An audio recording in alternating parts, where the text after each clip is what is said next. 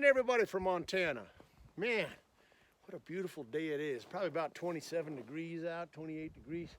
Nice dusting of snow. You gotta love it here, right? I got my coffee, I got my family, got my guns. Whoo! Did he say guns? Yeah, isn't that crazy? I love guns. Always have. Since I was a little kid, I just love guns, you know? Like, look at this here.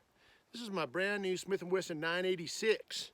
It's a 9mm, 7-shot revolver. It is really groovy, man. I dig the grips. Totally accurate. Comes in a moon clip. See that? Better than a speed loader, right? You just put about 6 of those in your pocket. Quick reloads. I love guns. And I got a bunch of them, and I always will, because I'm an American. You know, it's really interesting what's going on around the country. Let's talk about Virginia. You see the governor of Virginia, he's passing all this new legislation. Coming next month, January, they're gonna, well, they want to confiscate everybody's AR-15s. You know, the gun that's so demonized now, even though it's been available to the public for about 50 years. Now that there's about 20 million of them speculatively in the US, that means me and 19,999,000 other people in the country own them, and we aren't doing a darn thing wrong with them, but people want to take them. Why is that? Well, they're a great system, right? Our military's been carrying them for, well, about the same time that the average citizen has, about 50 years. And I know some people think there might be some kind of better system, but there's a whole bunch of them out there. They carry a whole lot of bullets. They're really reliable. They're easy to maintain, easy to break down, easy to repair. It is America's rifle, AR-15. Not really stand for that, but I like it. It's America's rifle. So let's get back to the governor of Virginia. So he's passed legislation. You can either register your AR-15s and we'll let you keep them. First it was, we're going to confiscate them all. You're going to give them up or we're going to send the police. Well, then he came back and he negotiated with himself and said, well, we'll grandfather you in. You know, so people who are stupid enough to believe that, oh, now he's being compassionate. It's not compassionate when he wants to violate. Listen, he's the governor of Virginia. He's violating the Constitution, not only of the United States, the right to bear arms, but he's also violating the Constitution of the state of Virginia, which offers the right to bear arms. So, what are people going to do? Well, people aren't sure what they're going to do, but I'll tell you what great things happened. Counties across the state of Virginia started claiming themselves as Second Amendment sanctuaries, meaning that guns are protected and we're not going to let anybody take our guns. And law enforcement, you got to be proud of them. Police chiefs and sheriffs and their personnel all said, listen, we're not violating the Constitution. Not only are we not going to, legally we cannot. You see, you can't enforce an illegal law as a law enforcement officer. So they're volunteering not to do it. Number one, because they protect people and they care about them. Number two, because they can't. So the governor of Virginia, he got kind of uppity. And he said, well, you know what I'm going to do? You know, I might have to use the National Guard. And a representative of that governor, he's the one that really claimed that, well, we'll just use the National Guard, called out by the governor, to impose the violation of the Constitution, which I have to tell you that not only the governor and his representative and the National Guard all have to take an oath to the Constitution, just like law enforcement does. And that oath says that they will defend and protect the Constitution. But now the Virginia governor and his representative are talking about utilizing the National Guard to go against law enforcement, which is protecting the Constitution. Talk about anarchy, right? It seems to me that it would be more sensible to get rid of that politician than to cause anarchy in a part of the country. For those of you that love guns and you love to say, well, it's not my state, there's nothing I can do, I say that's nonsense. You can write letters, you can send emails to the governor of Virginia. And his representative, I can't remember his name, I try not to remember idiots that think they're really powerful. They forget that they're just representatives of the people. The people are the power. But if we don't think we're powerful, we're really not the power, right? Do you know, everybody wants to believe that money is power. But money is truly only power in an immoral society. What do I mean by that?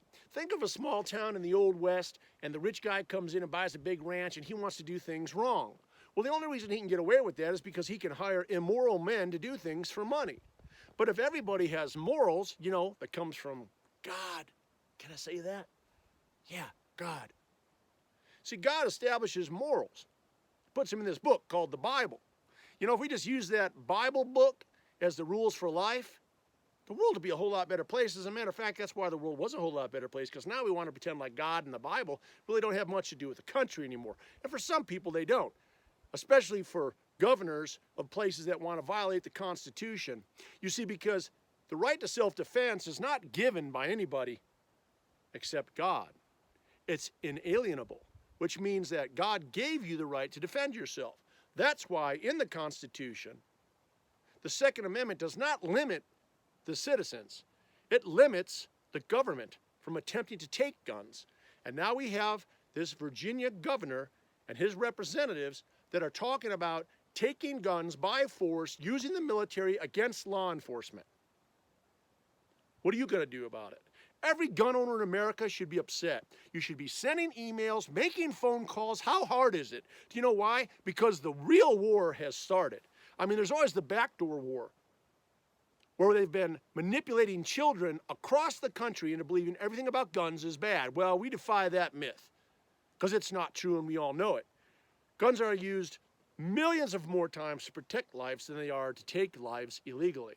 But we don't want to talk about that. The bottom line is that all gun owners should now get involved.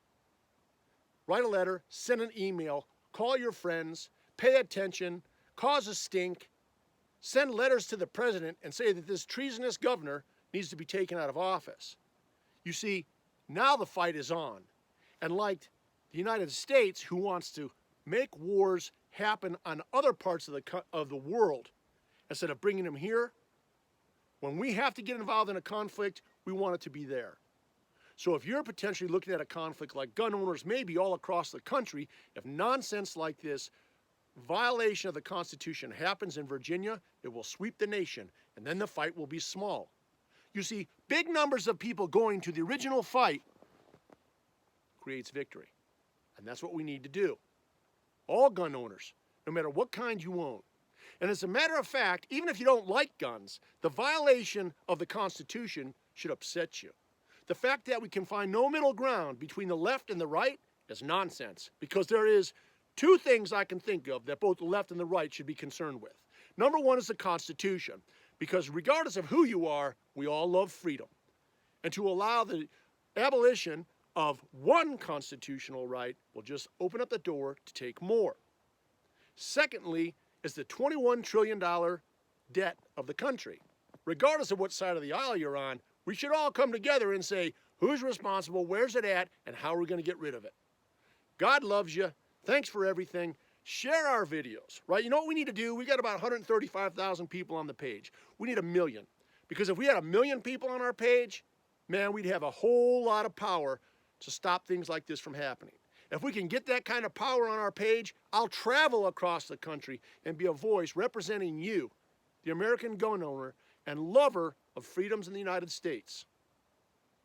Enjoy your morning. I'm sure gonna.